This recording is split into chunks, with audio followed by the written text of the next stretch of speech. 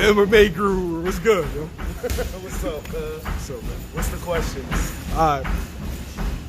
Conor McGregor, Cowboy Cerrone.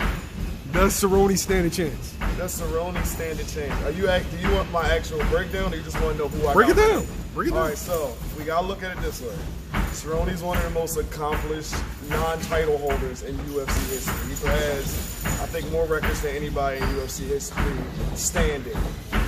Very good striker, very underrated grappling, but there's levels and categories. When you look at somebody like Conor, you're talking about somebody who has a championship mindset. You're not going to come in there with just a bunch of good skills and be able to just stand in front of Conor. For example, that happened when he fought Darren Till, if you remember that fight at all. Yeah, I'm And Darren Till has a very similar style to Conor. Wide stance, kind of presses forward, gets you to react, and he sits back and looks to counter with the right hand, with the left hand, which he did pretty effectively against Cowboy.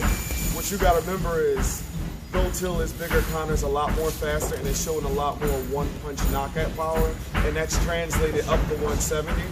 And you can say his 170 was against Nate Diaz, but Nate and Donald Cerrone, for all intents and purposes, have moved throughout the same weight classes. So I can't see it going any different. If I have to bet my money, I see Conor coming out. I assume Cerrone's going to come out, heavy kicks, heavy jab. He's going to be looking for that low feint. He's going to be trying to time one of Conor's left hands or left teeps and grab it and try to drag him down off of that. The problem is that Conor normally is very good at anticipating what his opponent's going to do. And if you know what Conor's going to do, he has a very special way of still making it work. And that comes to that threat of that left hand. When you have power like that, no matter how good a guy's game plan is, they know in the back of their head they can't make a mistake. Conor knows that you can't make a mistake, and he'll exploit that. So I think between the feints, the pressure, Cowboy notoriously being a slow starter and notoriously being weak to boxers who come with straight punches, and a good amount of his finishes, Pettis, Rafael Dos Anjos, Darren Till, all being southpaws. I think a lot of that's going to play into the fact that Donald Cerrone isn't going to get the job done. He can do it. He's rose to the occasion against a lot of guys. He did a lot better against Robbie Lawler, who I can say all the same things about that I'm saying about Conor. Championship mindset, good left hand, knows how to set it up, and he made it the distance with him. But I just think Conor's speed and that margin of error is so much lower, especially at this point in Cerrone's career, because he's been stopped a couple times, that it's just not going to go well. So you see Cerrone getting stopped? Do I see Cerrone getting stopped? If I had to put my money on it, I would say yeah. I do see Cerrone getting stopped, but if Cerrone doesn't get stopped, can Cerrone get Conor out of there? Past the third round. What's up, baby? There's a big misconception about Conor where it's like he doesn't have great gas. We've seen him get tired against Nate Diaz, where he got considerably tired. We saw him get tired against Floyd.